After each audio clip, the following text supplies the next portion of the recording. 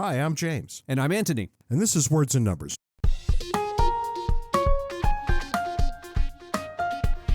It's with great exasperation, as is always the case, that I ask the following question. What's new and exciting in your world this week, Anthony? Well, it's exciting, but it's not new. Here we go. This is something that came out almost a year ago, January 2021. It's just coming to my attention, and it's worth mentioning. In January 2021, a TikTok user with Parkinson's posted a video expressing anger over how tiny are the pills for treating Parkinson's. The anger because, well, obviously, if you've got Parkinson's, it makes it difficult to pick up the tiny pills. So he makes a TikTok about this. Another TikTok user, Brian Aldridge, who coincidentally had taught himself how to use design and modeling software, saw the post and used his software to design a pill bottle that solved the problem. Problem was, though, Brian didn't have a 3D printer, so all he had was this design that he had produced. So he posts his design, he asks for people to test or improve on it. Within a couple of days, people with 3D printers had begun working on the project and started refining and tweaking it and making it better. In less than 2 weeks from the original post, someone had created a working prototype of this pill bottle. Mr. Aldridge subsequently got a patent attorney, but the patent itself he donated to the Michael J. Fox Foundation. This is an example of markets at work. Now, there was no exchange of money here, but there was an exchange of work for satisfaction. Most people would call it voluntary collaboration, but that, not the exchange of money. Voluntary collaboration is the core of a market. People come together, they voluntarily do things that are in their mutual benefit. The benefit doesn't have to be money. Now, consider if government had done this. First off, it wouldn't have done it for free. It would have been a multi-million-dollar line item somewhere on a budget. And it certainly wouldn't have been done in under 2 weeks. This would have been a multi-year project involving multiple bureaucracies and oversight. And I don't mean to poke fun at the government here, implying that it's incompetent. Rather, It's incompetent. Come on, man. No, that's not my point. You know as well as I do that there would be a task force addressing this problem. 2 years after that task force first met, they would have their recommendation. A year after that, somebody would look and they'd say, that doesn't seem that good. Let's have a new task force. Oh, yeah, and in the end, whatever it is they designed, if indeed they did design something, wouldn't work. But the problem there, I would argue, is not incompetence. Rather, it's that the government isn't designed to be a tool of innovation. It's designed to be a tool of force and planned organization. So it's good for things like establishing and maintaining a judicial system and enforcing the rule of law. But it's much less useful for things that require innovation and flexibility. And here to our rescue come the ever-vilified markets, that in the end really are simply groups of people coming together in voluntary collaboration. I kind of like the attitude that everybody took.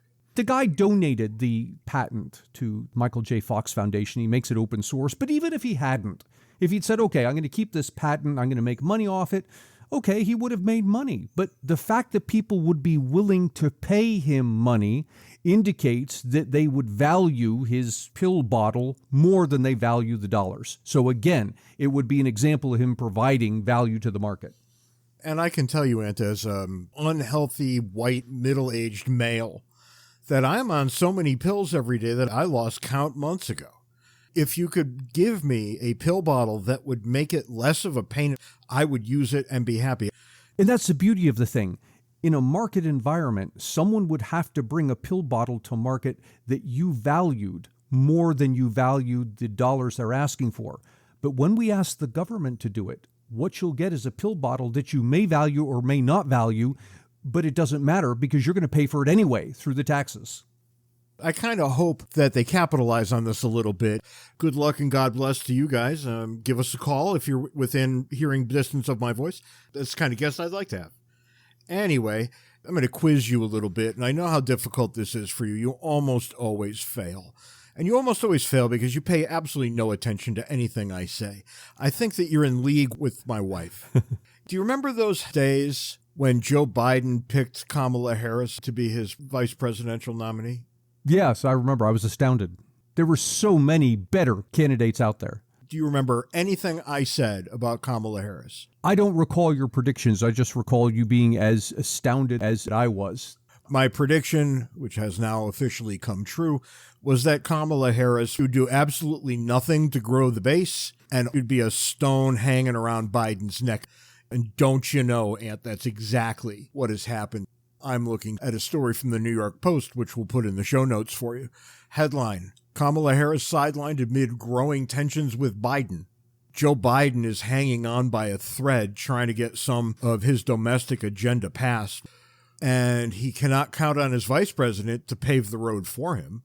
Most of us have pretty good reason to dislike her. If you think it's a race thing, it isn't. It's a thing about her being the attorney general in California and seeing how she behaved with other people's lives in the balance. Biden picked her anyway. You and I both said this is going to be a marriage that neither of them wants. Not even 1 year into the Biden presidency, we're already seeing the cracks forming. And here's the interesting thing, Ant. This last week or so, all of a sudden, I'm hearing Pete Buttigieg's name being tossed around. And it's hard to toss it around, as I just proved. But all of a sudden, Kamala Harris is not the one who Biden sees as taking his slot later. Being tossed around for vice president in the next election. No, you just hear his name all of a sudden. I see, as a party leader. What's the last time you heard Mayor Pete's name? And all of a sudden you do. And you should always pay attention when a president says a guy's name over and over and over again. There's a reason for it. This brings us, of course, to the foolishness of the week. I often quiz you on this, too, to see if you've been paying attention to what foolish people are doing out there. I'm trying to figure out how I can say this without arousing fear and suspicion. Some company I work for, let's leave it at that. I work for lots of companies, but some company I work for mandated me to go take a sexual harassment online in-service training. Okay. It was 53 minutes, and every time you opened up a new browser window on top of it, it stopped. Oh, wow. It was difficult to get around, but luckily for me here, I have 3 monitors, so I could goof off on the other 2 when I was paying attention kind of to this one. And I was only kind of paying attention. It was one piece of nonsense after another. Everybody who's gone through this knows that this is box checking at its finest hour. But then, Ant, they finally got to the sexual harassment part. The presentation made it very clear that in order to be guilty of sexual harassment, nothing sexual needed to happen. Really? I want you to think about this for a minute. Sexual harassment is often sexual and harassment, but sometimes it's other things and harassment. They give an example? No, of course I can't. What the hell kind of example could anybody give? These are just words that people are throwing together in a blender. If you're the people who are in charge of telling us what sexual harassment is, and you tell people that it needn't be sexual, I mean, I'm just going to go home and read 1984 again. Yeah, how am I supposed to deal with that? Words have no meaning if that's the case. Is the take-home from that one can be accused of sexual harassment regardless of what one does, for virtually any act whatsoever? I think that's the takeaway. That may at least be consistent, although I don't agree with it. It's consistent with this idea that what matters is the effect it had on me. And if I feel sexually harassed, it must be sexual harassment. Yeah, I mean, that seems patently absurd. Well, I'm surprised you didn't complain that having to take this survey made you feel sexually harassed. That would have been the end of it. There are some ditches that we die in, and then there are other ditches. And this is the other kind of ditch. I try to teach people about this all the time when they say mask mandates are unconstitutional, blah, blah, blah, blah, blah. And I say things like, shouldn't you care more about the income tax? Isn't that more of a violation than being asked to wear a piece of paper over your mouth? There's a rank-ordered list here. Complaining about mandatory service training is so far down on the list I can't see it. I wonder how much of this is simply the organization having to do certain things to protect itself legally. I can't recall ever having to go through training like that, but I've had other things, being in higher ed, these things come along from time to time. You have to do training in various things, sensitivity workshops or whatever it is. And when they do these things, and it's a faculty-wide mandate, everybody has to do this, they've said blatantly you can have 2 browsers open one containing the questions, the other containing the answers. Clearly, what's going on here is that somebody said, look, legally to cover ourselves, all the faculty have to do this, and then make it as easy as possible for them to check their boxes and be done. To get more Ant and James, buy a copy of our excellent book, Cooperation and Coercion. You can find the paper and electronic versions on Amazon and the audio version on Audible. This is our listener question episode. About every 6 months, we'll do one of these. We ask our listeners to send in questions, and if you didn't get the call to send in a question, that's because you either aren't on Words and Numbers Backstage, the Facebook group, or a Patreon sponsor. Going forward, if questions arise, send us email, and we'll put it in our list of things to answer the next time we do one of these. The little-known backstory here, Ant, is we do these when we run out of ideas, right? Right. We just got to throw open the queue, and people ask us questions, and we pretend like this was what we really meant. So where do you want to start? We have a lot of questions, and these are in no particular order. Daniel from Mexico asks, why is deflation framed as a bad thing that we must avoid? There are some economists who say it's a bad thing. It's not something all economists will say.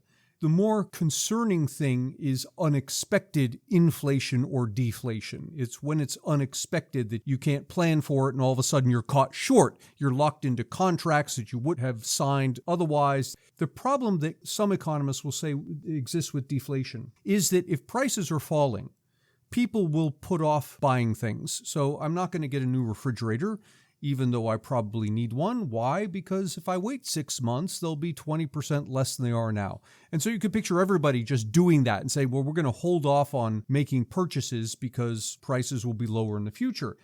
And of course, that translates into less spending, which translates into less income for other people. The economy starts to slow down. That cycle only exists at the outset. That is when we first start adjusting to the deflation. Once you're used to the deflation, as long as it's constant, let's pick a number, let's say prices drop 5% a year, people adjust, and so spending gets back to normal. It's just all shifted backward a little bit.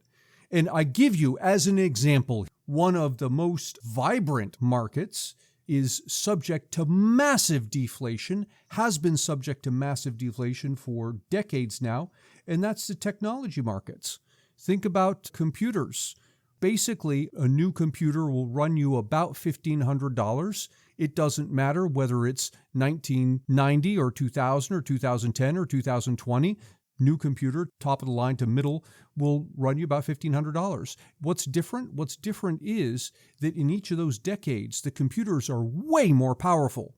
In other words, when you think about it adjusted for quality, the price of a computer is dropping significantly. And yet, we don't worry about people not buying computers. The same thing that applied to the computer you just talked about applies to your tablet, applies to your telephone, it even applies to your television. Right.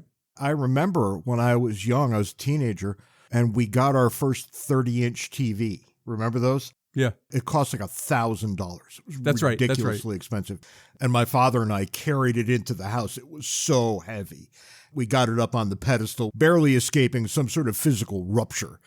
And about 5-6 months ago, I needed a new TV. And I went to the store and I bought one, and it cost me $500, $600. Right. So much, much less. And when you think about inflation over time, boy, this is near free compared to what it used to be. And it's 73, 75 inches. That's just fantastic. And here's the thing. You don't delay buying the thing. We all understand if you wait and buy it next year, it's going to be cheaper still. But the fact is you want a television. You don't want to wait a year. That's right. And if I'm going to wait, I'm going to wait until Black Friday. This is an interesting question, and it's probably very interesting for non-economists like me, because we talk about inflation, and that's all government fueled. That's government adding money to the money supply, thus inflation. Well, deflation is not them pulling money out. Because they're not going to be pulling money out. Deflation tends to be the economy growing faster than the money supply. We're going to stretch the term inflation or deflation here, but where you see it most often is in technology areas. Yeah. Those things grow by leaps and bounds.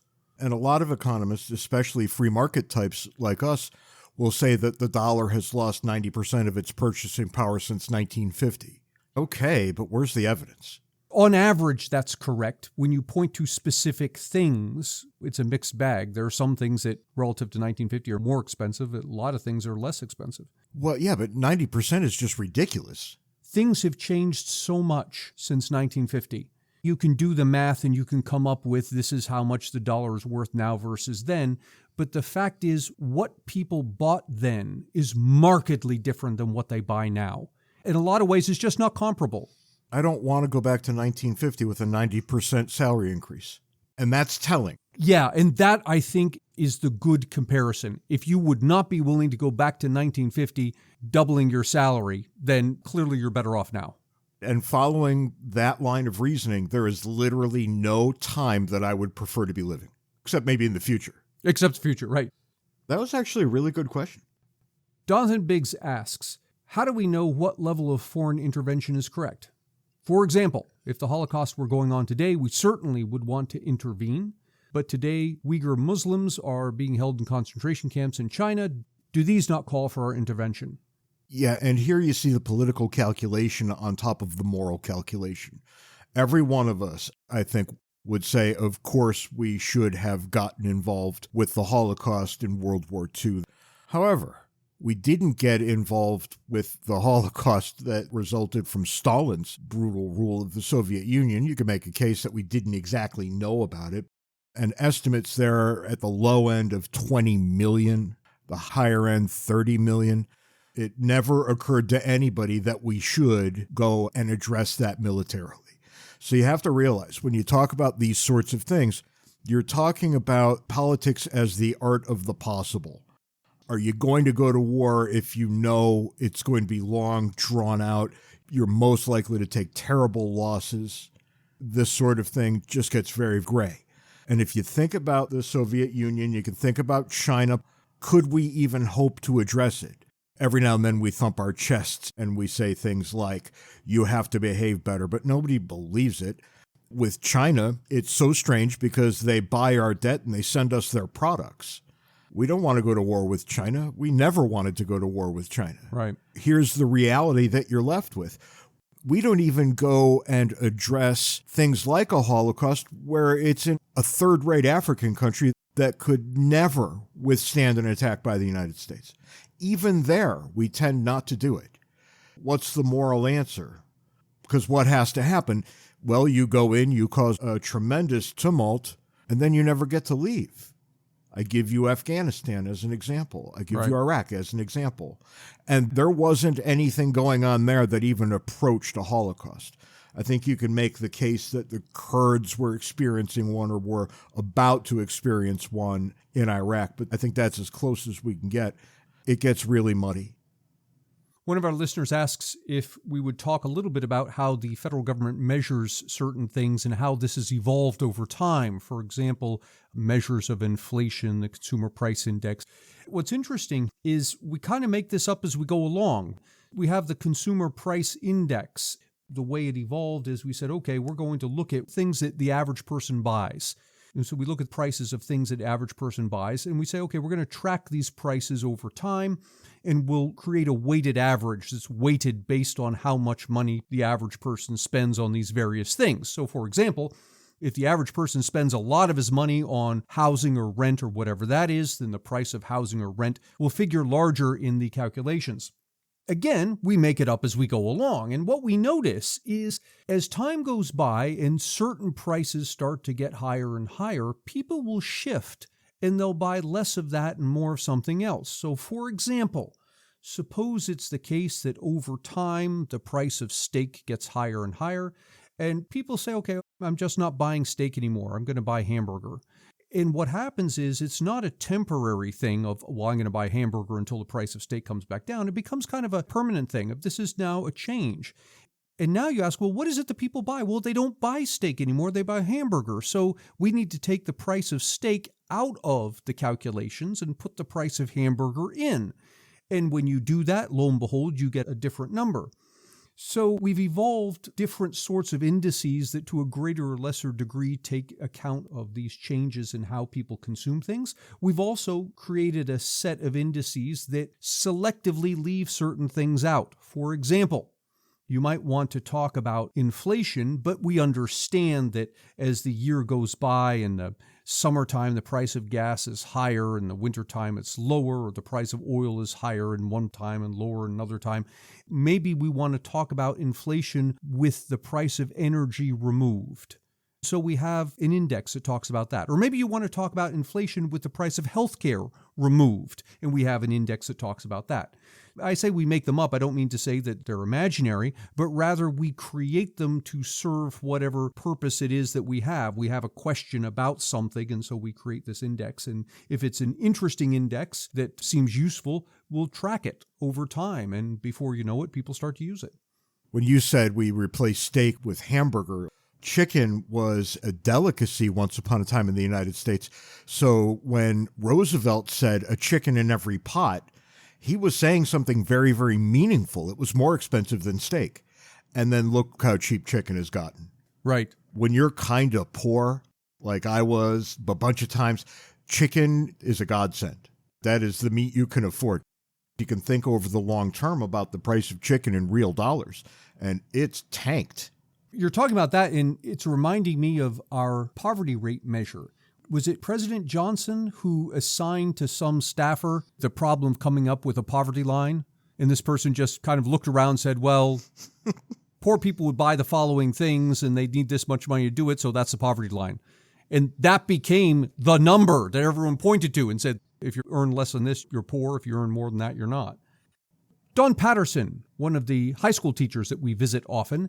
Hello, Dawn. Asks about an article she ran across saying that State Street Global Advisors will need to ask permission to hire white men as they roll out their diversity hiring initiative.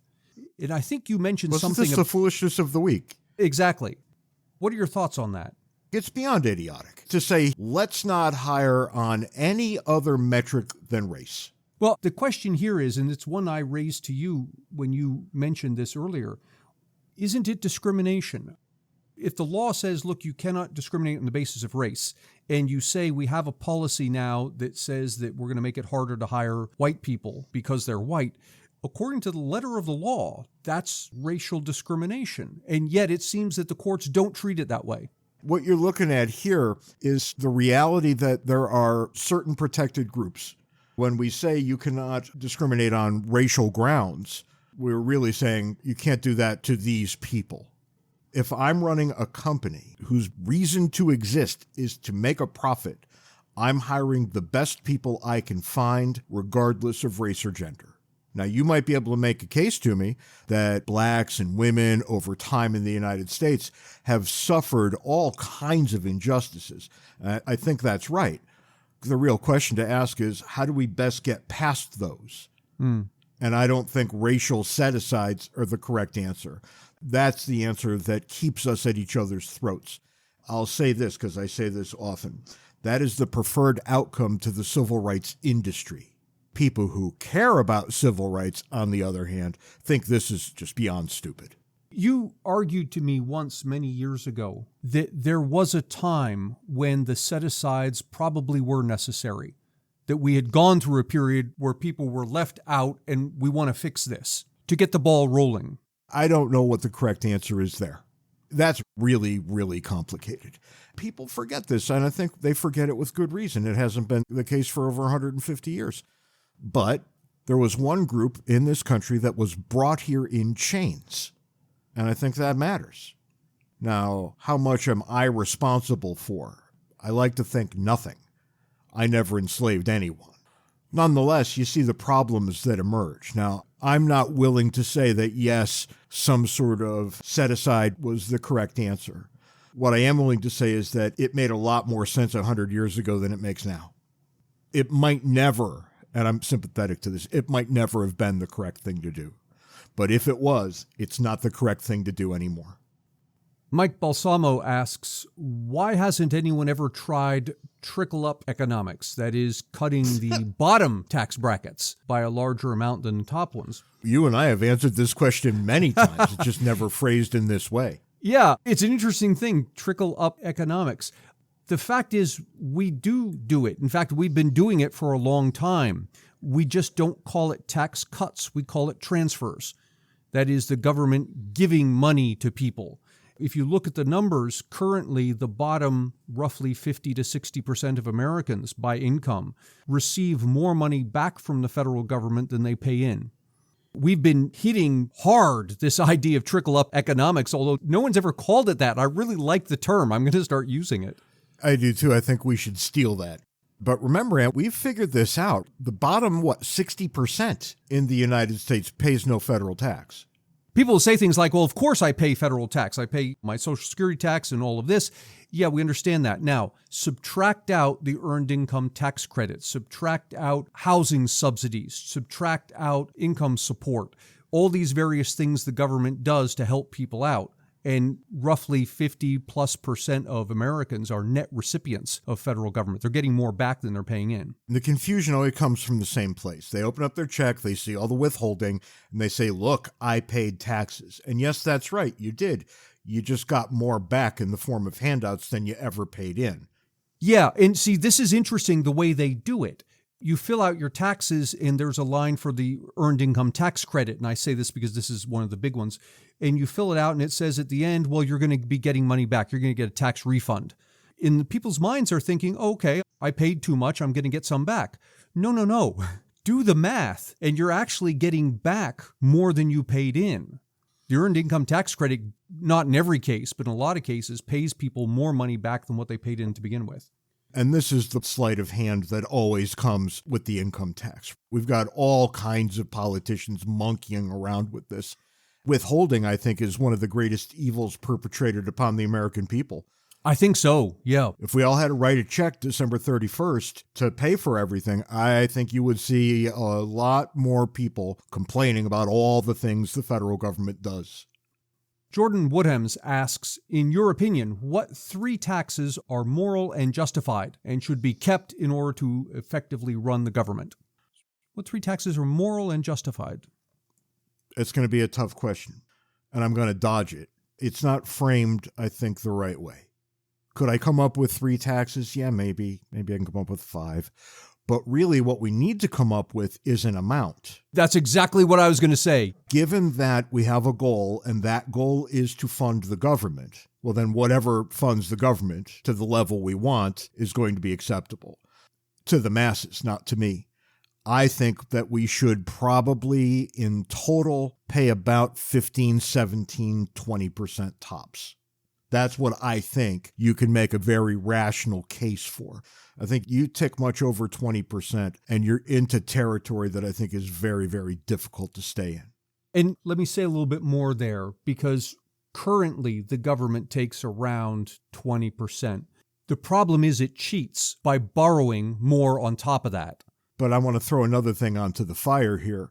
The average American, by the time he's done, pays about 30% in taxes. State, federal, local combined? That's correct. And this is just from the Tax Foundation. And I think that you really do have to look at state, federal, local, the whole bit. I think it all matters. Even so, I'm between 15 and 20%. That would mean quite a lot less than we're now taxing people. And almost everybody I've ever asked comes in with that number too. I don't know why they're all drawn to the number, but they are. There might be some sort of natural resistance here.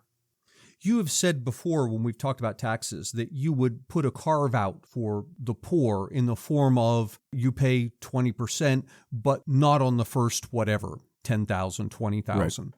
So I'm not in favor of a flat tax exactly. It's a graduated income tax with one split. Yeah, I get where you're coming from there. I don't think I agree. I think it's important, particularly to the extent that government is this shared endeavor that we're all undertaking, that everybody be contributing.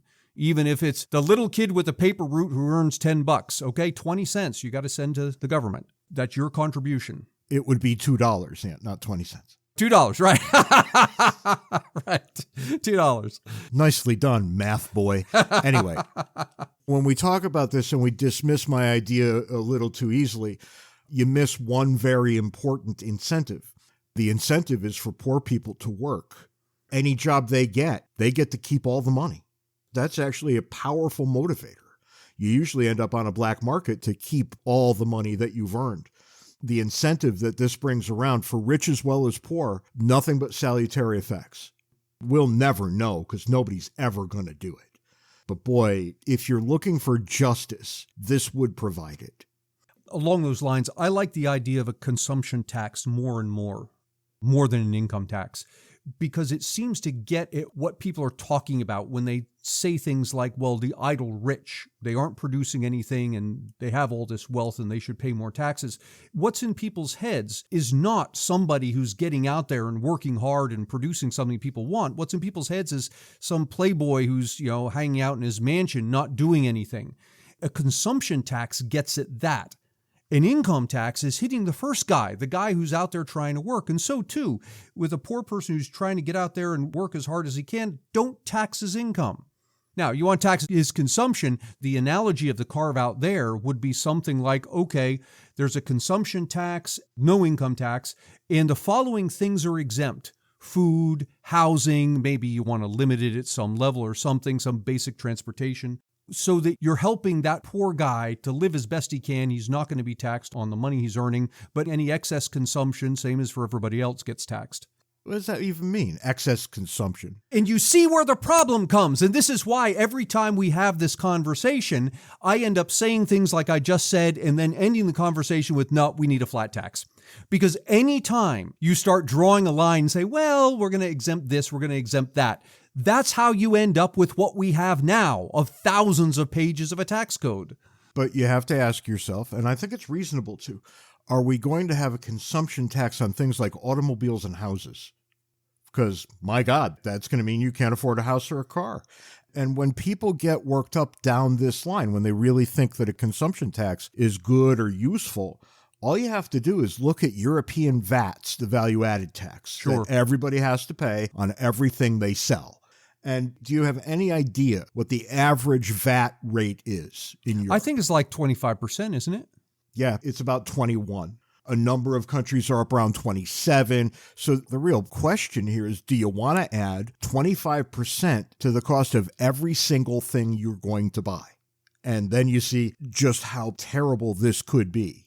And you start carving out exemptions. A certain kind of food for poor people.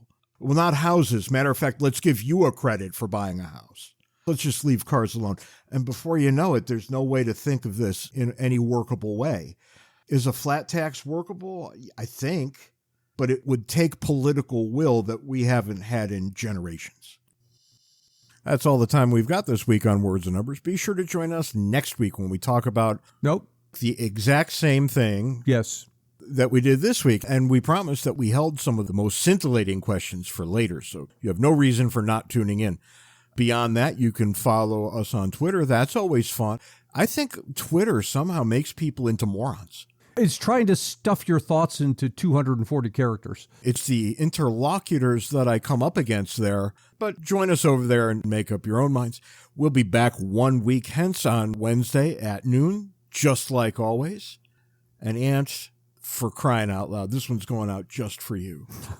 Be nice to people. And by people, I mean me. All right, James. See you next week, Ant. See you next week, James.